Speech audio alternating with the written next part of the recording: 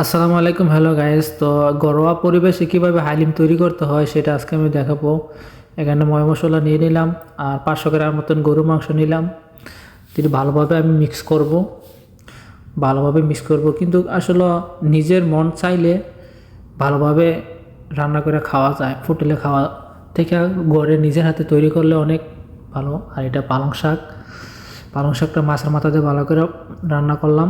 আর এখানে কুকারে এই ভালোভাবে গরুর মাংসটা কষানোর জন্য দিলাম। আর যে গ্যাসটা, এটা যদি না সারি পরে ফায়ার হইব, এখানে বাস্ট হওয়ার সম্ভাবনা, এই কারণে আমি এটা গ্যাসটা ছেড়ে নিলাম। আর এটা হচ্ছে আপনার এই মাসকলি, এই ভালোভাবে গরম পানির সাথে মিক্স করে নিলাম, কারণ আমার গরুর মাংস কষানো শেষ প্রায়। তাই এটা গরম পানির মধ্যে ভালোভাবে মাসকলিটারে মিক্স করে এখন আমি দেখব কষানো কী অবস্থা হয়ে গেছে। মোটামুটি দিয়ে দেবো। কষানো শেষ, গোস্ত প্রায় সিদ্ধ হয়ে গেছে, কারণ কুকার তো, এই কারণে তাড়াতাড়ি সিদ্ধ হয়ে গেছে। তো তাড়াতাড়ি সিদ্ধ হয়ে গেছে ইনশাল্লাহ। এখন আমি দিয়ে দিলাম। এখন এটা গাঢ়া হওয়ার জন্য অপেক্ষা করতে হবে কিছুক্ষণ। তো এ ফাঁকি দিয়া আমি কিছু কথা বলি, যে আমার ভিডিওটা যদি ভালো লাগে থাকে আমার চ্যানেলটা সাবস্ক্রাইব করবেন আর ভিডিওটা শেয়ার করবেন।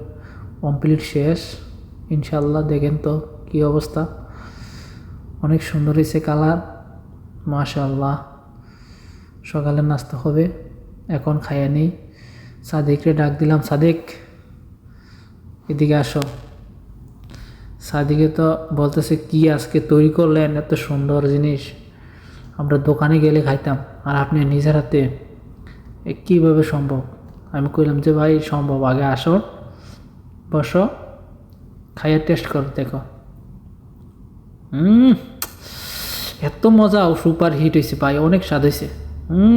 সে হয়েছে, মাশাল্লাহ, অনেক মজা হয়েছে ভাই। আপনি এত সুন্দর করে ভাগ করতে পারেন, মাশাল্লাহ মাশাল্লাহ। তো যারা যারা দেখছেন আমার ভিডিওটা তারা অবশ্যই শেয়ার করুন।